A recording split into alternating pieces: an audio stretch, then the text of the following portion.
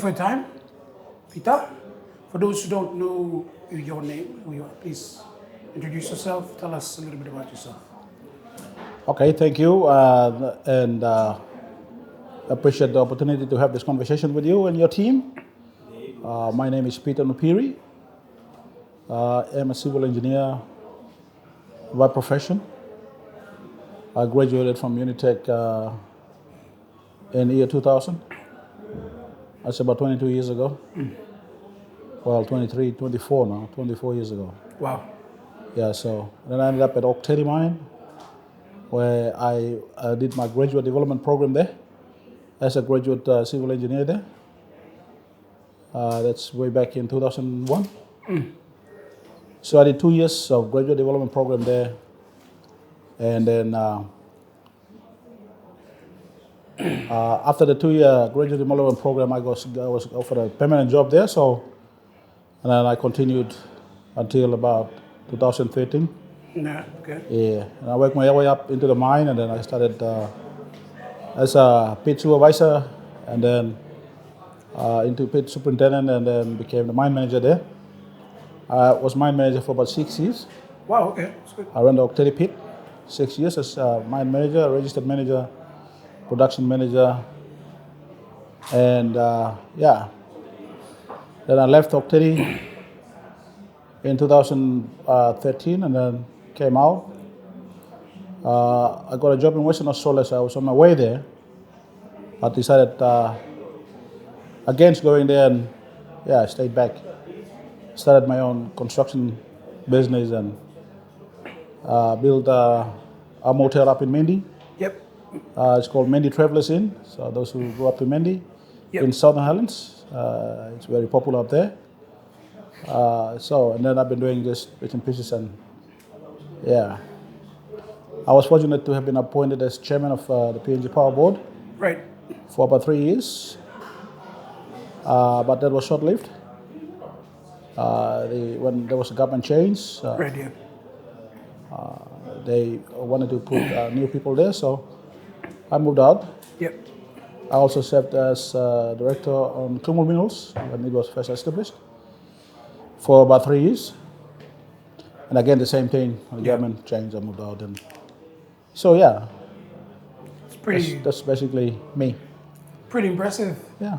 Big life you've lived so far. Would you say in your line of work, do you enjoy it? I guess if you're not enjoying what you're doing, then you probably won't be doing the stuff that you do. Yeah. So I would not say I do not enjoy. I think there's always the fun bit, the enjoyment part of it that comes with everything you do. So yeah, I do. I'm passionate about what I do, and I am the kind of guy that wants to see things from start to finish, Yeah. and I want to give it the best shot at anything that gets thrown at me. So Yeah. that's my mindset. Awesome.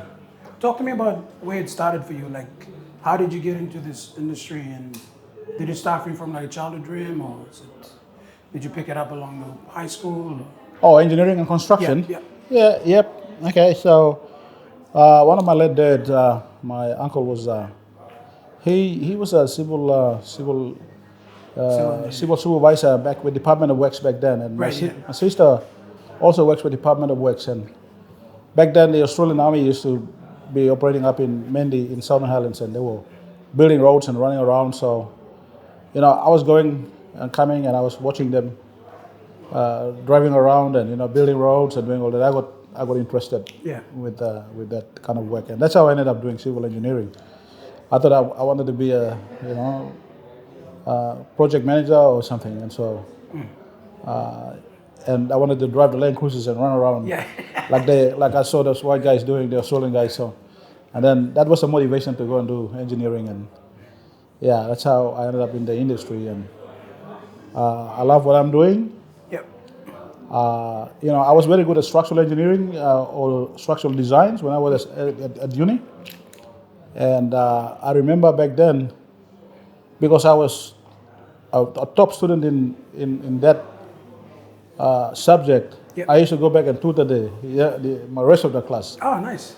So because my lecturer thought that I understood much better than the rest of them, so he would ask me to go and stand in front and explain to my classmates how I came to some answers and analysis and stuff like that. So that was exciting.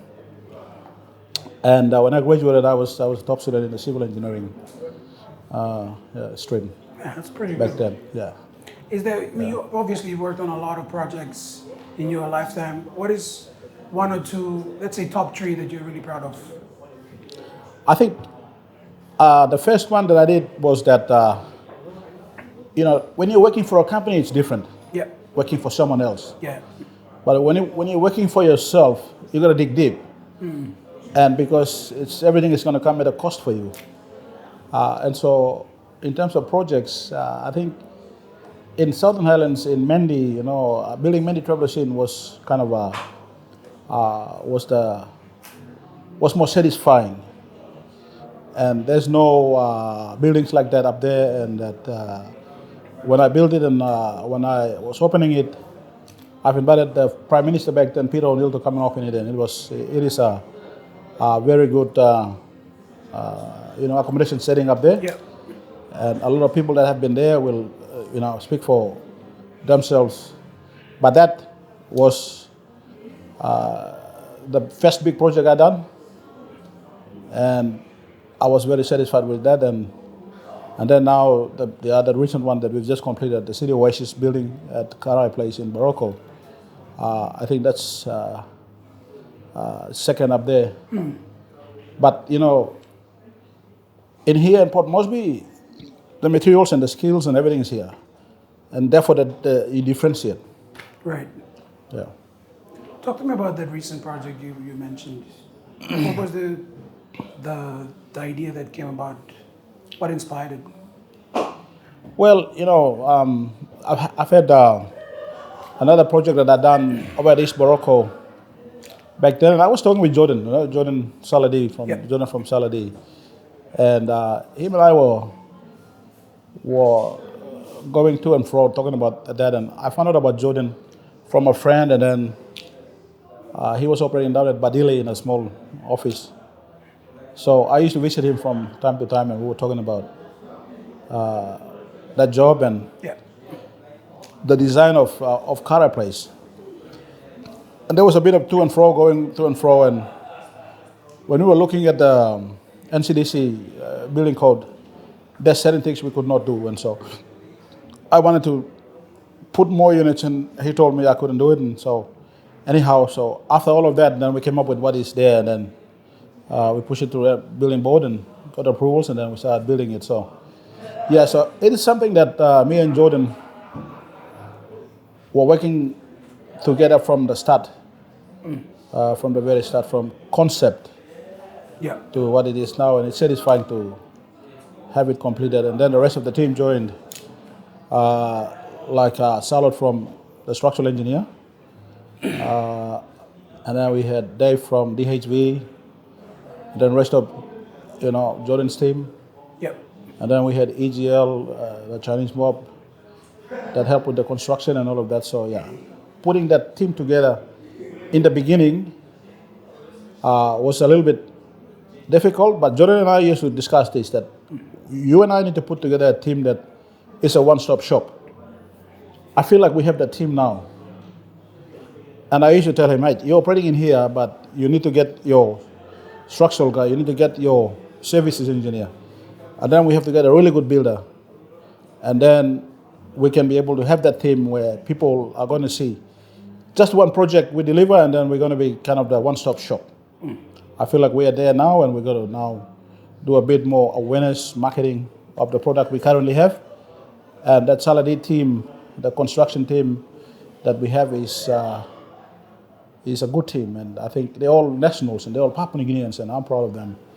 And they're hungry. They want to be able to get out there and want to get things done, and learn new things, and build their life and careers. And so I'm happy to be involved with a bunch of good young Papua New Guineans. And I will continue to support wherever I can. Yeah. Incredible. Oh, thank you. Thank you very much for your time. That's given us a lot of information. Thank you very much, Peter. No worries. That's it. Thank you. That was awesome. No worries. Straightforward. No worries. No worries. I think I gotta catch a flight, so amigo. Wow. Thank you very much. All right. Good on you. I'll just So, get the. so how do you do this? So I just. Send me a link. Yeah, I'll send you a link. Yeah. Alright. I'll send it to Jordan and send it to you.